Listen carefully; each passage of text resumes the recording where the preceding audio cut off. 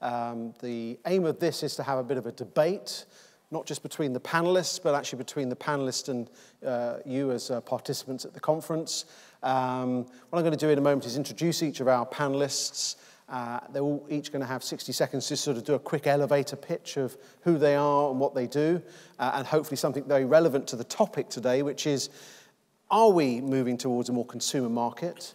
And if so, at what pace? And if so, how do we accelerate that pace? And is this a desirable destination anywhere? I think those are sort of, if you like, the big questions that we need to explore in this. And how does this industry, who has traditionally been used to selling into the public sector and working directly to public payers, commissioners of one sort or another, think about its offering into the consumer market? How does that happen? How do we support that journey? So without further ado, I'm going to introduce each of the speakers, the panelists today. So I'm going to start with Madeline Starr, MBE, Director of Business Development and Innovation at Carers UK. Over to you for your 60 seconds. Thank you, Paul. Carers UK works on behalf of the UK's 6.5 million carers who provide support unpaid for a loved one who is ill, older or disabled, and whose contribution to our social economy is a staggering £132 billion a year, very much the equivalent of a second NHS. And our mission is quite simply to make life better for carers, because when they're unsupported, they face a triple penalty in terms of their own physical and mental well-being, in terms of their financial security, and in terms of their social relationships. And we believe that technology-enabled care has a really significant role to play in helping families and carers. And we're working with organisations like TSA to ensure that we bring the carer perspective to the development and delivery of products and services that are indeed fit for the future. Thank you very much, Madeline. And our next panellist is Steve Sadler. He's an associate with the Technology Enabled Care Services Association and is our technology strategist. Steve. Thank you. So this was tough because I was told we got a minute to say what is our passion in life. So if I had to choose one, I would say it's all around how we can use information and technology in smart ways to change the way we deliver everything in everyday life. So I spent the last 20 years working in technology-enabled care, one way or another, and I've actually spent all of my working life working in life-critical or business-critical systems.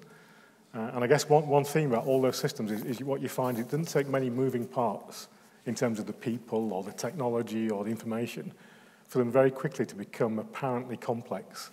And you've got to work really hard to make sure that they're understandable and demonstrably what people require. So my passion is all about trying to bring an understanding to apparently complex systems. And specifically in this space with TSA, where, as Paul says, I work as a technology strategist, it's trying to help service providers and technology providers too to navigate these technology changes, to understand what are the risks, what are the options, how to exploit the opportunities. So that's my passion. Great, thank you very much. And our next panellist is Beverly Bryant. She's the Chief Operating Officer at System C Healthcare Limited. Beverly. So yeah, I'm Beverly Bryant. I'm an advocate for the improvement of health and care through the use of technology. I've had various roles in government, in the NHS over the last 15, 20 years, and now I'm the Chief Operating Officer of the System C and GraphNet Care Alliance. We're a British company, probably about medium size. We've got about 500 people, and we provide operational software to the acute hospital sector, to local authority through Liquid Logic, which is one of our companies. We own GraphNet, the shared records that are contributing to LICRA for shared records and for population health management. And we also have a child health system that helps manage immunisations and vaccinations. I also work very closely, very passionately. I was a founding ambassador for a company called One Health Tech.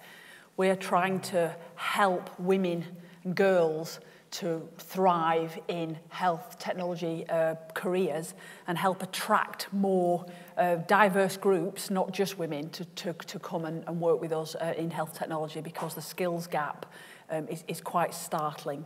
So that's me. Thank you very much, Beverly. And finally, but not any means least, Professor Roy Sandbach, who's Professor of Practice in Aging Science at the University of Newcastle. Roy. Yeah, just following up on, can you all hear me? Yeah? Is anybody there? Yeah? Excellent. That's good. Following up on Steve's point about passion, my passion has caused me disappointment for just about the whole of my life, and as you can tell, I'm pretty old. I'm a Sunderland Football Club season ticket holder, which is a shocking thing, really.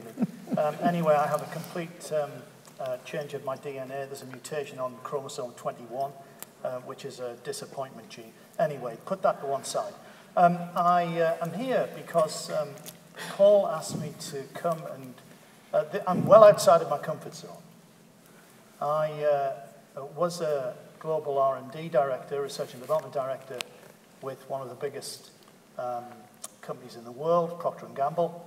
I retired quite a number of years ago, and the university came to me and asked if I could help to establish a National Innovation Centre for Ageing, which was a £40 million investment from the government and from Newcastle University. And frankly, I couldn't refuse. Why wouldn't I want to work in an area of such absolutely critical importance as the demography changes so dramatically over the next 50 years, as Paul identified? And to bring to bear concepts of innovation, which are concepts of innovation from big business. And I think what I'll do over the course of the next 20 minutes is try to talk you through the way we think about innovation. And it may be challenging, so I'm preparing you to be seriously challenged in the context of bringing innovation to health and to care. And I separate those two things. So thanks, Paul. I think you should welcome your panel. Right. So what we thought we'd do is we are going to invite questions from the floor, but just to sort of get the flow going, I've got one or two questions I want to put to the panel, just to sort of, if you like, frame this debate about the role of a consumer market when it comes to technology-enabled care. So I want to start off by asking a question of Madeline Starr. And just really, it was about, do you see see tech perhaps as care more widely? As being an area where there is a role for the consumer market to drive choice in terms of what's available for people. And if so, what are the sort of key characteristics, what's the environment we need to create to enable this to move from a supplier-led market to one which the consumer is actually driving? Okay, I will do my best. So first of all, as a result of cuts to public expenditure and the kind of intense pressure on services that we've heard about so much today, we're already seeing the marketisation of care. I mean, health is free at the point of delivery, care is not, and it never has been. And there has always been an element of the market for care, but actually we now see people increasingly sourcing and paying for their own services. And that includes people who are paying for some of the traditional telecare services that are provided by local authorities, but also people who are beginning to look at other technologies that they can buy directly, which help support their care and caring. So we did a series of focus groups and interviews with carers last year to see what technology they were using in their everyday lives and what they were using to help with their caring role. So first of all, a surprisingly high number of tech-savvy people who were using technology in most areas of their lives hadn't really thought about how they could use them for caring. So 7 in 10 were using everyday technologies versus only 3 in 10 who were using technology to support care, which was surprising and a picture that hadn't changed since we first did that survey in 2013. But where carers had made the connection, they were using a wide range of technologies, activity monitors, falls detectors, GPS trackers, video door systems, mainstream products like Alexa. And it's a no-brainer, really. Why wouldn't people start using things that make their everyday lives easier to make care easier too? The challenge, I think, beyond that awareness of techs and where to find them, is availability and affordability. So we don't want a two-tier world where only people who can afford technology get to feel its benefits.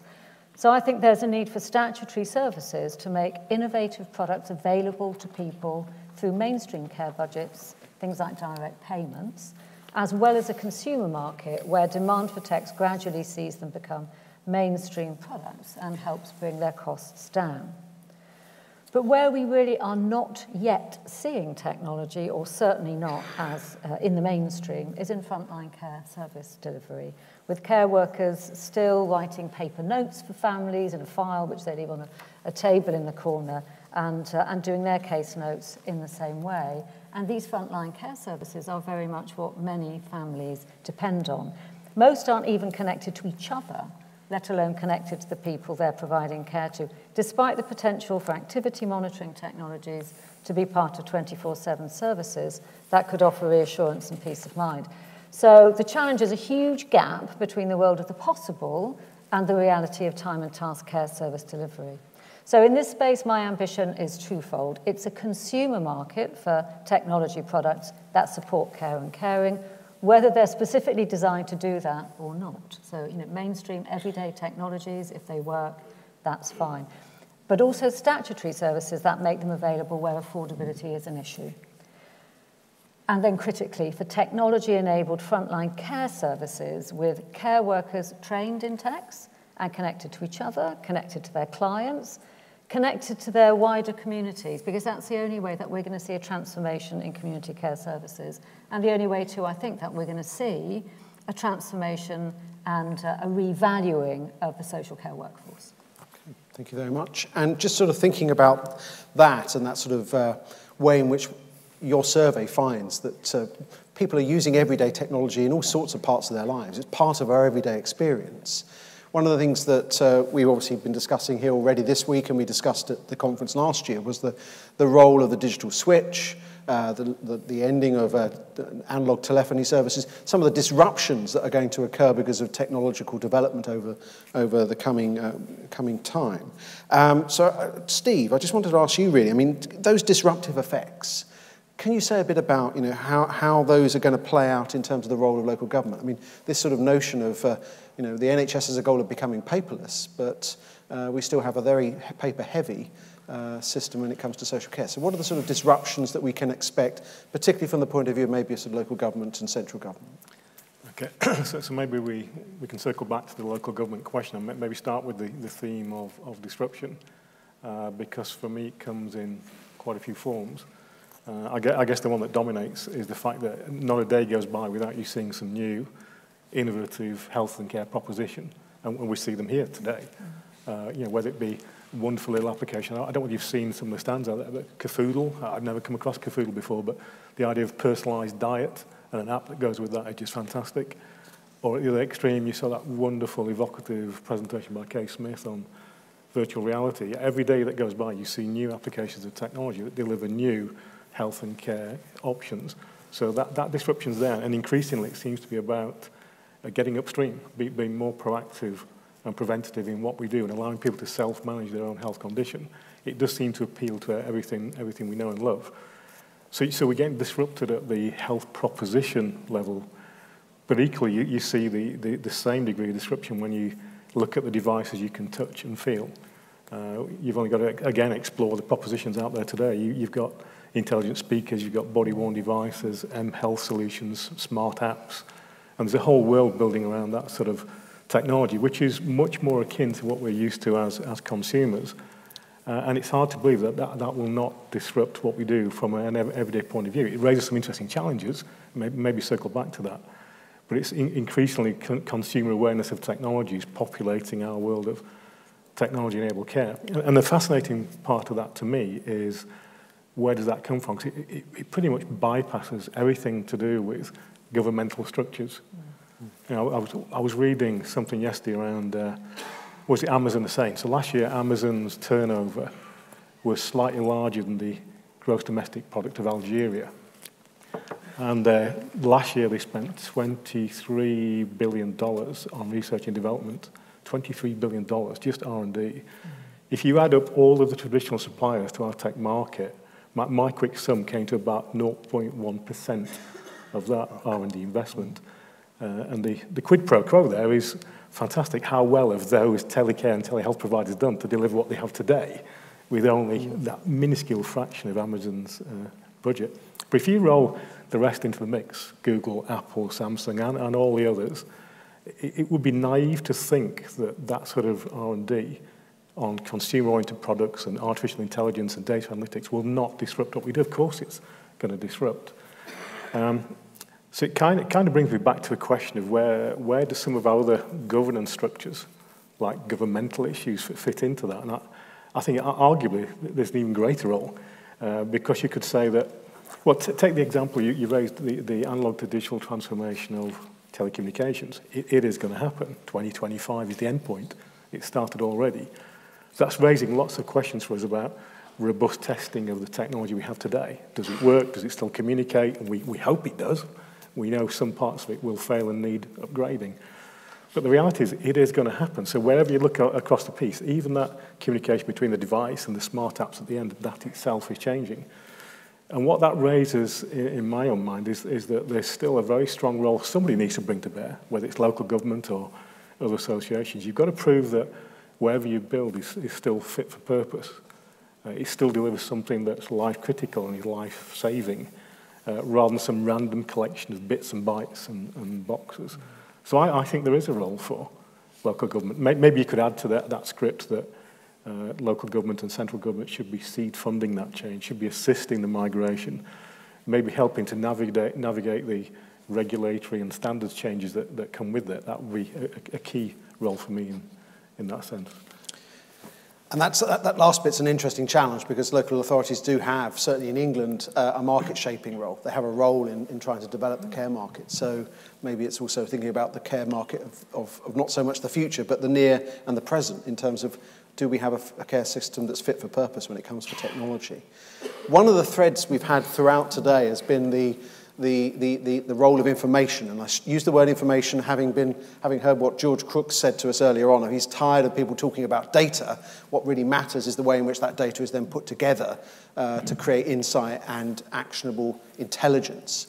And I was interested to sort of explore with you, Beverly, sort of in this sort of digitally enabled world where information is going to be so important. Is it going to be the most important asset? And if so, why?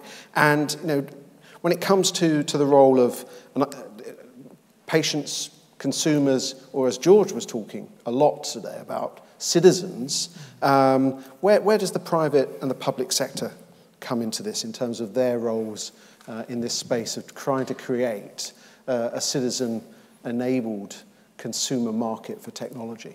Yeah.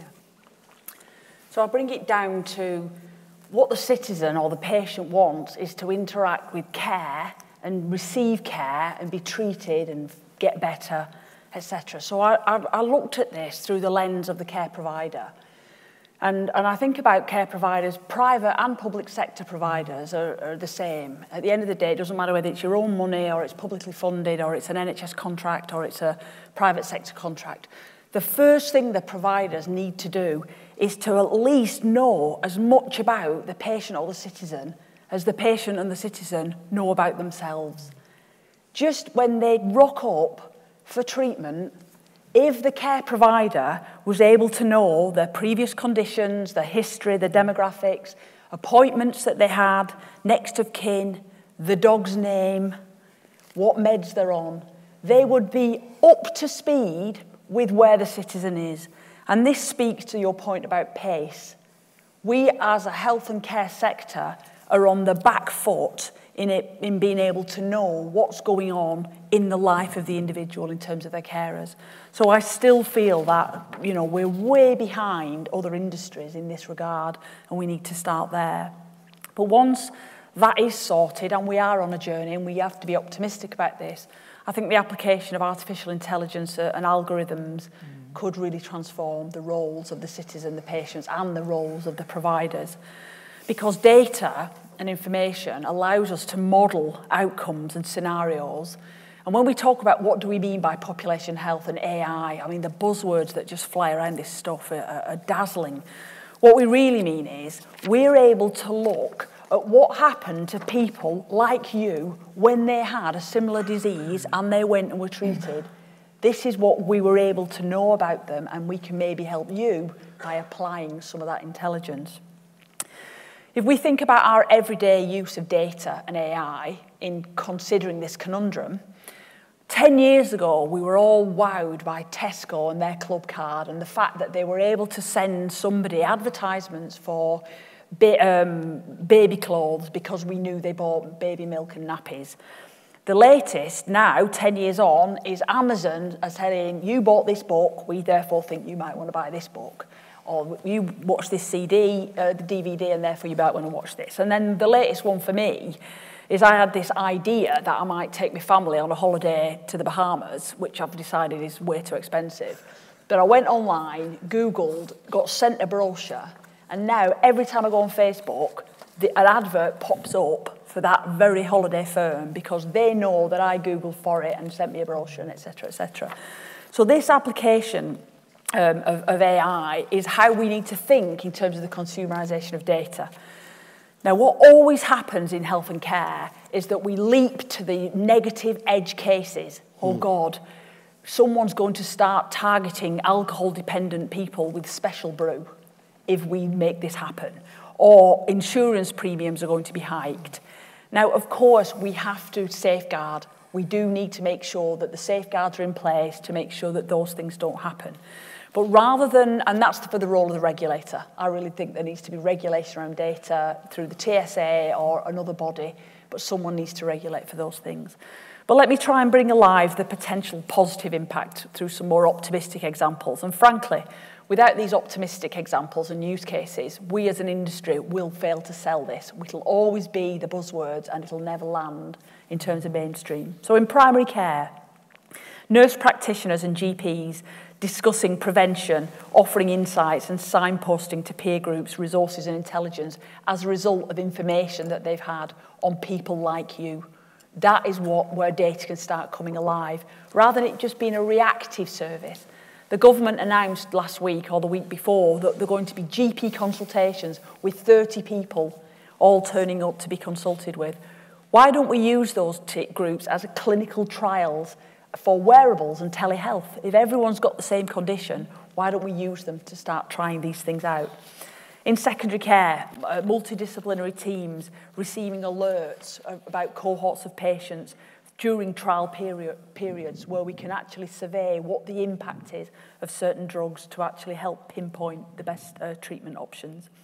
If I move it to more, straightforward consumer matters like for well-being and isolation, things like, we know that your spouse has just died and we'd like to recommend some bereavement counselling, or here's a local group of recently bereaved people that you could call along and join. It's your choice, but we're letting you know about this. Or we know that you fell last week, and so we're going to check on you every day and send you some information, or your carer, about reablement services. And even more exciting is the potential that we now know that you're about to run out of medication. And we know that your carer's on holiday. So we're going to text you to ask if you'd like us to reorder your medications, and when you agree, we'll then send you it automatically. So in conclusion, trying to create the analogies to our day-to-day consumer lives through a health and care lens is how we bring this alive. We do not want the NHS to stop being responsive and reactive. We do not want them to stop saving our lives at that critical juncture. But in the moments in between, when we're not having those critical events and moments, wouldn't it be good if data and information could be used to actually proactively manage our health and help prevent those critical junctures from potentially actually happening? Thank you very much, Beverly. And finally, Roy, one of the things I think we're really interested in is there are many big corporate organisations who we hear are interested in what's going on in the development of technology-enabled care, but their interest hasn't translated into action or investment. It's sort of a bit standoffish in some ways. So I'd be really interested to get your take, given your experience as well, about what we might expect in terms of a greater role for big business, and how that might then begin to shape a consumer market. Yeah, right, great question. First of all, I'm absolutely sure, absolutely positive that there will be some major intervention from the big players in health, not just in the UK, but frankly everywhere, and in care, not just in the UK, but frankly everywhere, because an aging population is a global dynamic, over the next 10 years. In fact, what they're doing right now, if you look at it, they're sort of dabbling. In my terms, they would be dabbling. So that's the first thing. They will come in. The question is, and I'm going to give you some thoughts from when I sat in a boardroom discussing where we should work. The first thing to ask is what we do, the big businesses, is the opportunity that exists in front of us consistent enough with what we do to turn it into something in our business strategy? In other words, can we make money from it? It's quite simple. Can we make money from it? Now, I'm just as a bit of an aside, I'm going to put health and medicine to one side, and I'm going to talk about care for the well, because at the end of the day, some of the consumer-related stuff is almost certain to start in the area of looking after, frankly, people like me rather than people like my mother. And it's in that place that big business will examine whether or not there's a useful business strategy that can make them money. Now, the second thing is they'll look at core competencies. Is what they do capable of making a big difference and penetrating a big market? Now, you know, through there, I've had a fantastic day today because I'm a scientist. And through there are innovations which are turning research into innovation and execution. The problem is that it's also, so it's inspirational, but it's also depressing, Paul. And I'll tell you why it's depressing. Because it's not reaching a big enough population of potential consumers. And the reason for that is there's not enough money put behind these things to allow them to penetrate the population. I mean, it's not rocket science.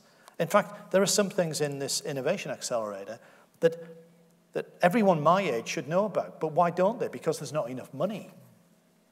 And it's the big players. To Steve's point, by the way, I looked at the top 10 companies, and I excluded Facebook, the top 10 companies who might be in this audience who are not.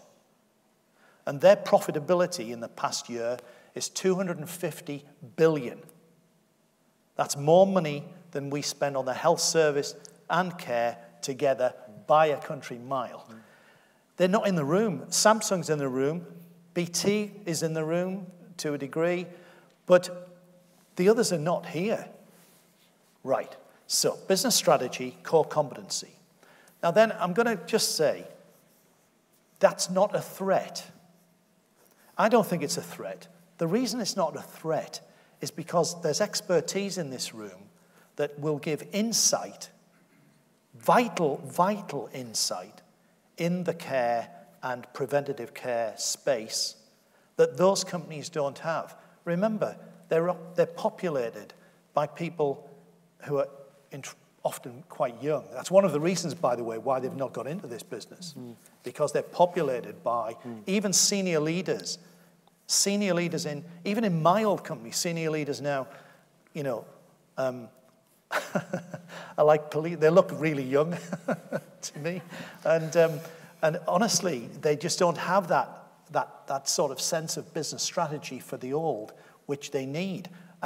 So I'm going to encourage dialogue.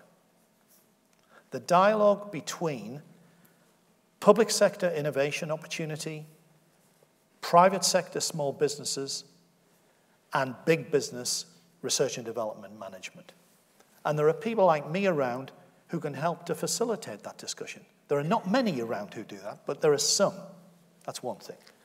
I think the second thing is that that's not a threat, is that you will always, particularly those people who are in local authorities and in commissioning and procurement areas, you will have the leverage to be able to support, if you like, the adoption of technology into the people that you procure for.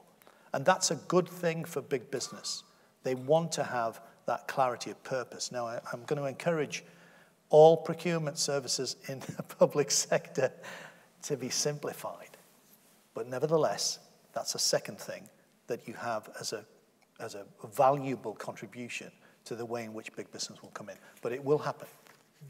Now, I don't know whether that made any sense to you, but it was probably a separate perspective and a different perspective to the one you might normally get. Which is why we wanted you to be here on this panel. Well, that's been really helpful. Anyway.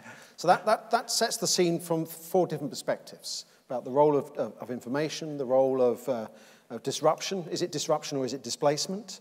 And in a sense, that partly speaks to the challenge that we've just had from Roy.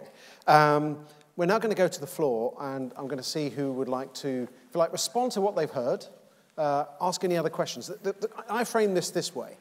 Are we a sector that's interested in making markets, or are we a sector that's just interested in taking what a market will give us? And the second of those 2 strategies is very likely to be one that results in eventually you're not growing because the market contracts and others come in and make new markets for themselves. And we've just heard that, I think, outlined by Roy very well. So I want to see some hands for questions. There's a hand over here. Any other hands? There's another hand over here. So and there's a hand down here. Sorry about that, sir. So we'll get the microphone down to that one over there, and then there's a second microphone can come here. Then we'll come to the question over there in a moment. Right, sir, let's ask your question. If we are moving to a consumer model, a consumer market, where it's the responsibility of the buyer to be aware, is there still a role for standards and for the TSA's quality standards framework? So do standards have a part in making these sorts of markets? I'm going to ask Steve to answer, but I'm going to come to Roy as well, I think, because you were nodding and I want to see what you've got to say about that. So. I think the first point would be, I think standards development faces some challenges. If a standard is going to be impactful, effective, it's got to move quickly. And in many cases now, the technology and the services are probably moving more quickly than that dialogue, that consensus that tends to go with standards development. So there's an underlying challenge to standards. But actually, I think the main point I'd make is that the nature of standards has to change. The days of some document somewhere saying how a system should be constructed are behind us, I think. There are so many options now about the way you connect and interconnect different devices and people and systems that you have to move away from that prescriptive statement of design to statements of what do you actually require the service to deliver, what does the end user require of a service.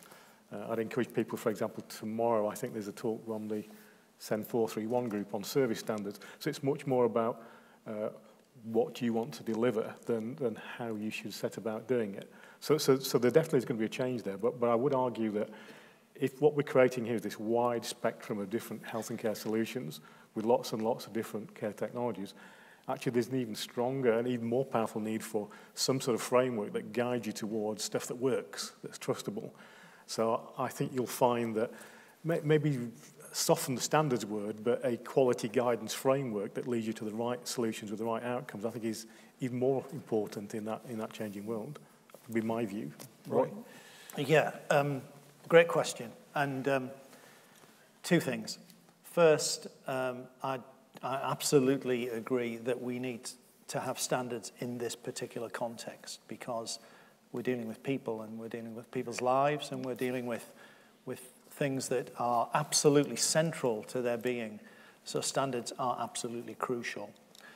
Secondly, however, and this may be an odd perspective, that in my personal experience, the best innovation comes from crises often that are driven by either the establishment of very high standards or regulation, okay?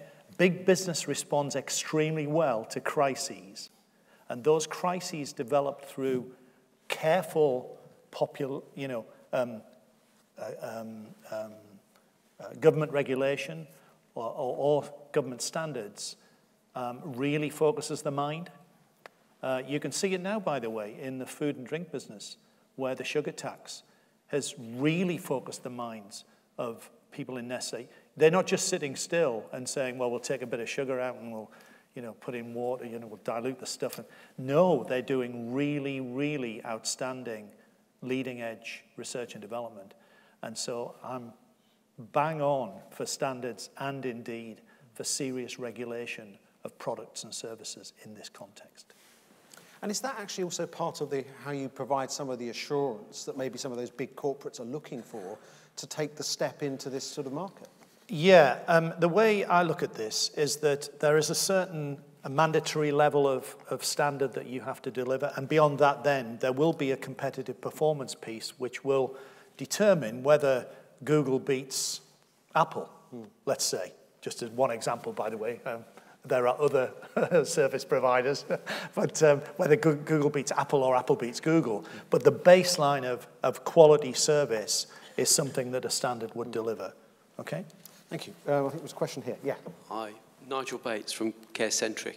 I've spent a lot of my life in companies like Microsoft and Capita before setting up my own business.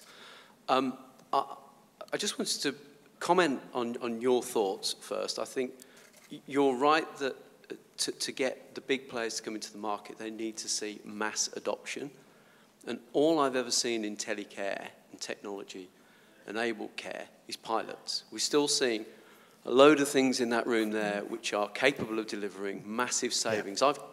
I've calculated something like £4.2 billion of savings just by addressing 3 areas with everything, a few things that you can buy out there. Big business needs to see that those sorts of scales are going to actually be procured before they invest in the standards and the technologies. And I don't understand why we're not forcing government, the NHS, and local authorities to actually buy the things at scale rather than still doing them on a pilot basis. And also, as Beverly said this morning, why can't the local authorities and the NHS actually work in partnership with us in industry who want to make the change rather than fighting us? And then the final point is we're never going to solve the problem on the NHS if we keep trying to deal with what's at our front door now. So we'll never catch up, we'll never have enough money. The way to tackle it, I think, is, as you said, is to actually start investing in people like us who are going to start wearing wearables and care about our health so that we become the technology users of the future so that when we need the care, we're ready to use it. Okay, I'm going to ask Beverly to sort of respond to that, and I think I might then come to either Roy or to Steve and possibly Madeline. So the biggest falsehood around the NHS is the N bit, national. So a lot of overseas big companies, especially Americans, see the word national and think that means that they can sail over, they probably fly nowadays, and think there's a big one buyer who they can go to, who will let a contract and it'll all be national.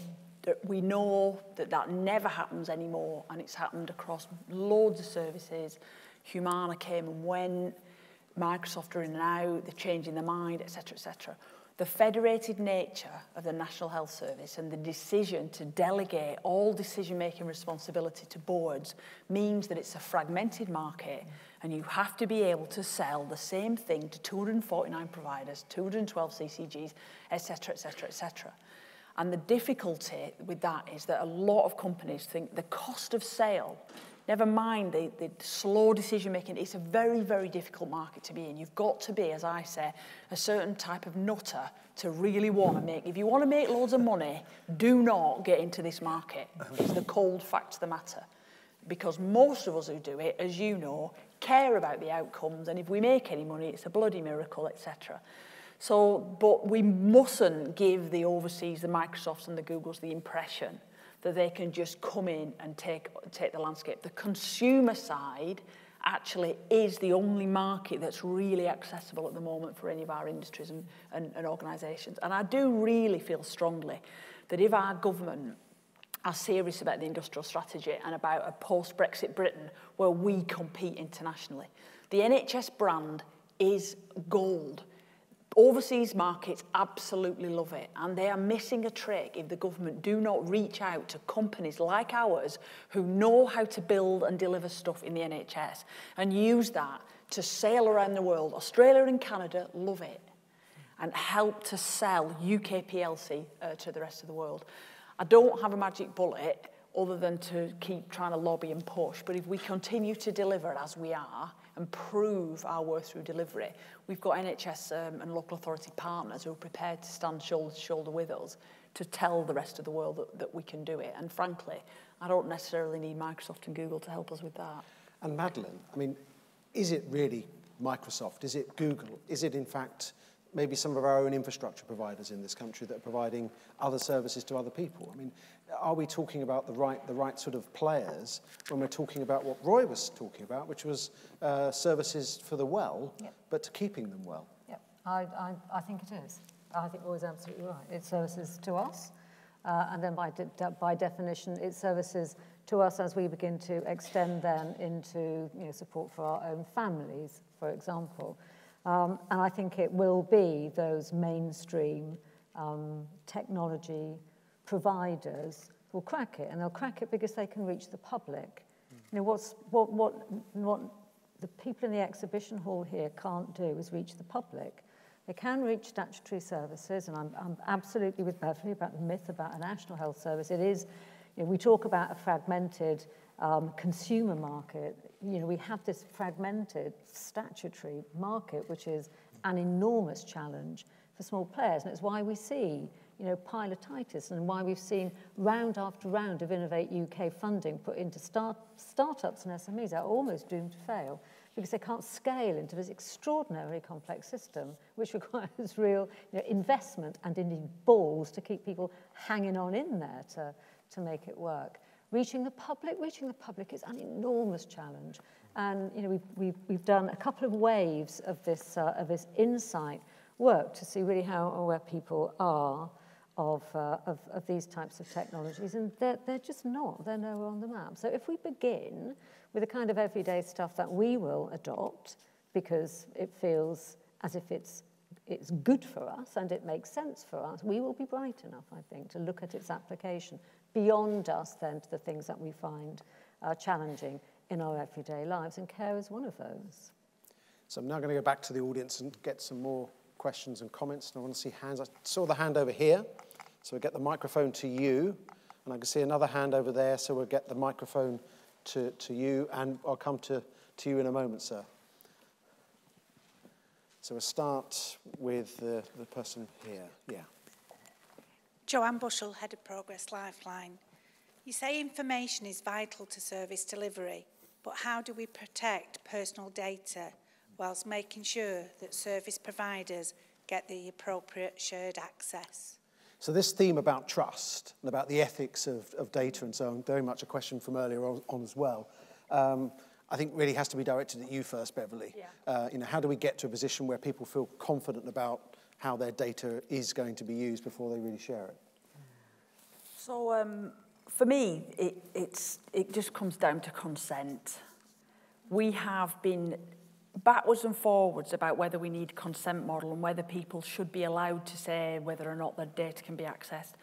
The GDPR regulations are absolutely clear that we don't need consent for direct care. Break glass options, clinicians treating patients need to be able to know whether or not they're on a certain drug. Absolutely great. It's never been clear before, it's clear now. But as we start to move away from direct care and towards secondary uses, research, et cetera, and this is what we're talking about now, isn't it? This is what we actually really mean. We need the health and care organisations and the industry to start building consent models. The technology's there, a dynamic consent model that says on your mobile phone, are you opting in to allow people to use your data? Do you want to change your mind? How do you feel about your data being used for this purpose or that purpose or the other purpose? People are clever. They'll get it. Let's have the conversation instead of not having the conversation, because it feels to me like the government is still nervous about how to have the conversation. We've got to start to put consent models in place to allow our public to decide what's best for them in terms of the use of their data, in my opinion. Steve, dynamic consent. It's an interesting phrase, but just unpack that. What does that mean? What does that mean from the point of view of a person on the Clapham omnibus? What would they understand by that, and how do you make it real? I think it's picking up on Beverly's point. There are a number of aspects to that. One is it's got to be that model of consent, how you seek and capture consent's got to be in the context of the person you're delivering to. So it's got to be personalised for a start. People have to understand what it means. You've got to present the question in a very simple and acceptable way. But you've also got to accept it's got to be available on different platforms, accessed in different ways, and it's going to impact the back-end process in different ways. So I think what we mean by dynamic, it's got to be adaptable to the needs of the user or the service provider. But ultimately, it comes back to the same question. It's a simple consent question about whether you're going to accept a particular use of the data. I think that the key point to me, though, is whichever way you look in all of this model, whether it's the issue around scaling or using technology in different ways in care or how you use the information, the big hole in all of this that we've still not really talked about is it all amounts to change. And if you're going to address the change and you're going to get that to flow through the healthcare economy, there's a massive question around education and learning. And I think those models have got to be as dynamic and innovative as the actual care solutions themselves. You know, how do you get to the population? Crikey, what were the numbers? How many people providing care? We said, so you also need a very smart solution for that platform too. Just to respond to that. I mean, for me, dynamic, it means the ability to change your mind. Like, I might not want anybody to use my data, my personal health data for research, but then I might suddenly have a condition or something might happen to me where I actually think, you know what, I've changed my mind and I want to actually click a button. And when I click the button, the back end, everything talks to itself and it knows that yesterday I didn't want my data to be used and today I do. And actually tomorrow I might change my mind back because something might happen that frightens me. And again, the front end apps are the easy bit. A back end actually talking to themselves and where that data's held and so on is the hard bit, which the people need to get on with. What I haven't heard in terms of the answers so far, in your question, was how do we get out of pilotitis?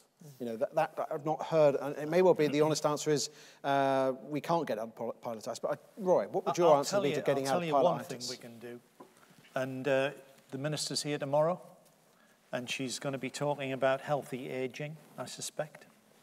And there's £95 million coming from Innovate UK as part of the industrial strategy. And the worst thing that we could do with that is to salami slice it into £5 million bits and ship it around the country in different places.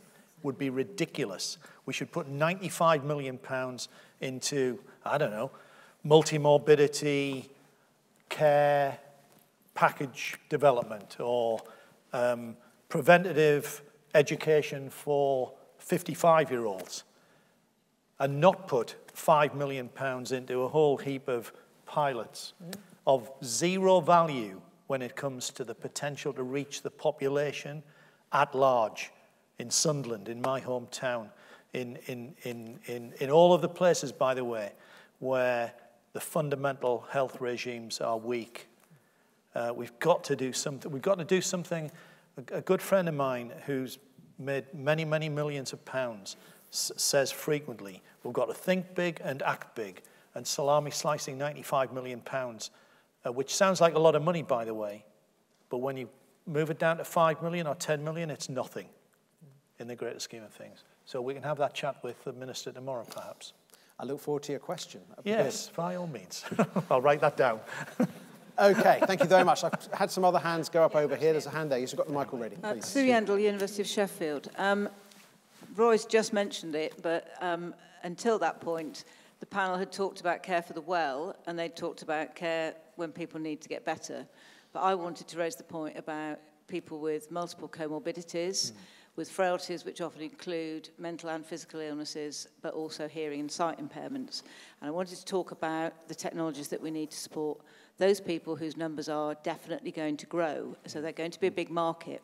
But one of the things that I've observed in the research that I and my teams have done is that the follow-on service is weak, if not non-existent in most cases. And so how do we stimulate the market, not just to provide the right products, but actually to provide the aftercare service which will follow that person's needs as they change until the end of life? Great question. Thank you very much for that. I think that's one of the big, if you like, potential transformative things that an integrated health and care system should be all about. How you manage multi-morbidity, how you enable people to function well and actually have the quality of life they want. with all these health providers wrapping around them rather than them having to wrap their lives around the health providers, which is often the experience. So I've seen Steve. I'm going to come to Steve and ask you to sort of respond to that, but I think I'd be interested to get a carer's perspective as well. So I'm probably going to get a sort of technology perspective. I'd be interested to get how the information sort of back end can help with this, but I'd also be interested to start with a sort of carer perspective. So we're back to Alison Scurfield's mantra. It's not about the kit, it's about the systems, the process and the services, and it is. It's where you put the kit and what responds around the kit.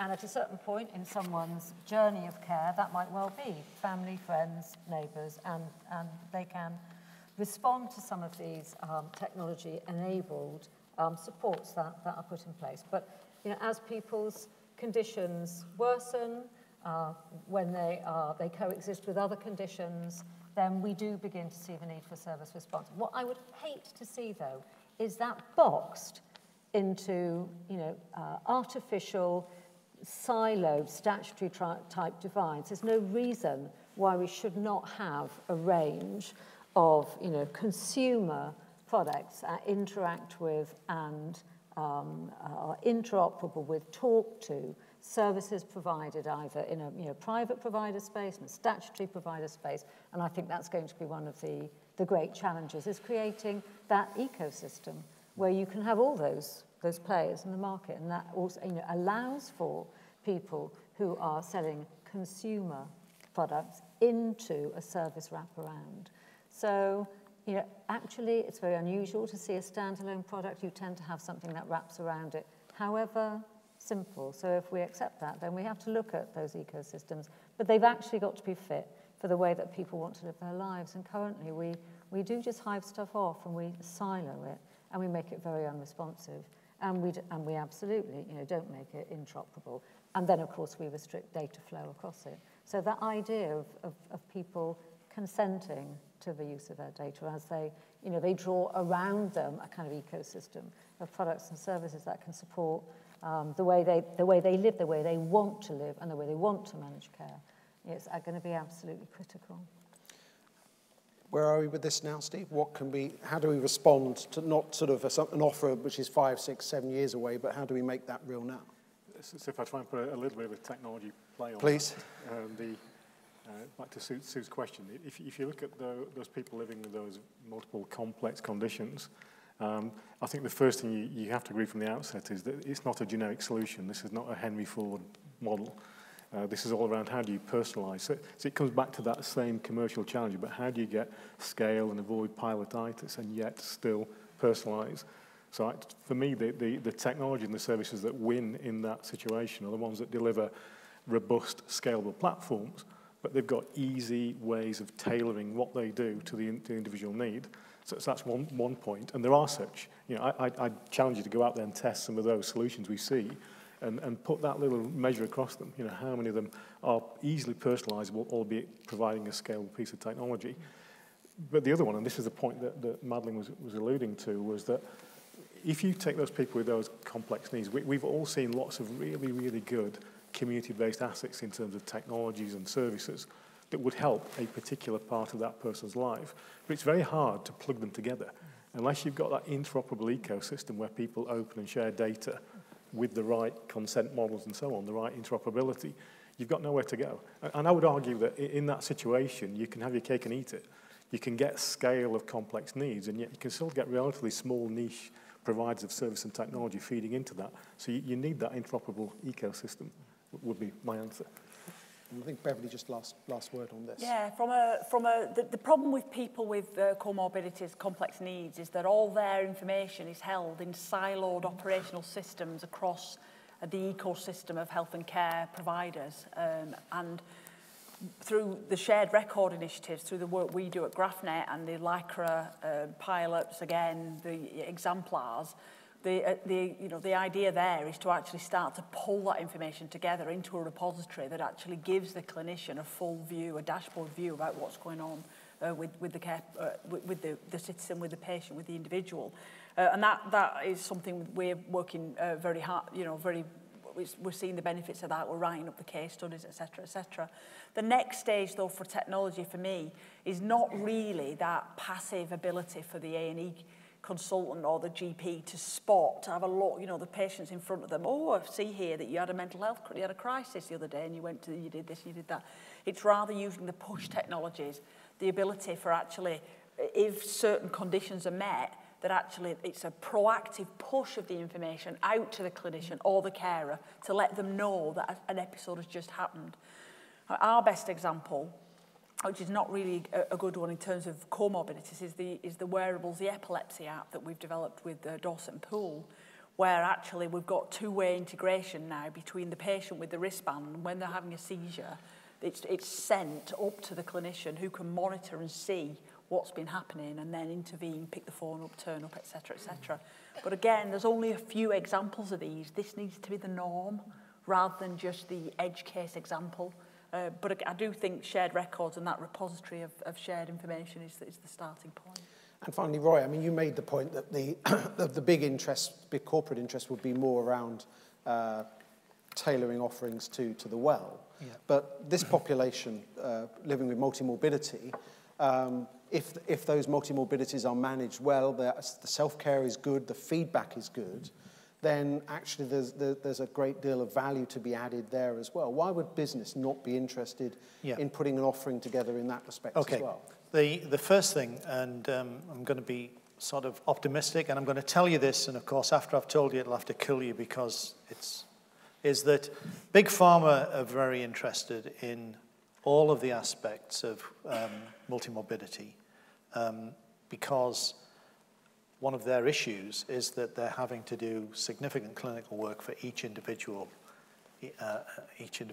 illness and disease, and for some of them, it's possible to develop drug treatments which are common treatments. So Big Pharma is dealing with that one.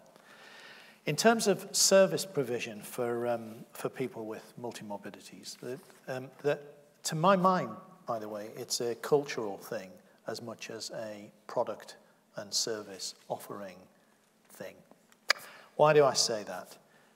Because, and it's terrible, but I'm useless at this. I'm going to give you an anecdote. My mother is 90, and she has to go to the doctors and to the hospital 3 times a week for 3 entirely separate visits.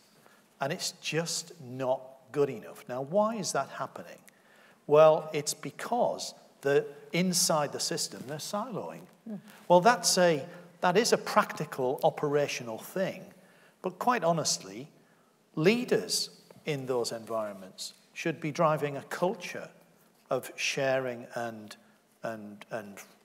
elimination of that user issue. And before you even start developing a service, in my opinion, but that's just me speaking, you know, I mean, as a user, as a someone with a personal interest. So maybe there are some quick wins in communication and culture, and less need, arguably, for dramatic changes in a service offering from big businesses. There you go. It's just a thought. Thank you very much. Now, I have a sneaking suspicion that there's enough questions in the room to keep us going well into the gala dinner. But Alison will not be very happy with me if I allow that to happen. So, and I suspect many of you wouldn't either. So we're going to wrap this session up.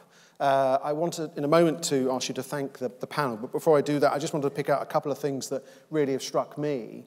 One is that important thread about trust that needs to run through a lot of this. Trust in terms of the data, how it's held, the consents that sit around that. Also the focus on outcomes and articulating the case around what the outcomes are for citizens. And I think some of the stuff that Roy has said to us about the way in which big corporates will look at these questions about whether they come into a market or not, really interesting.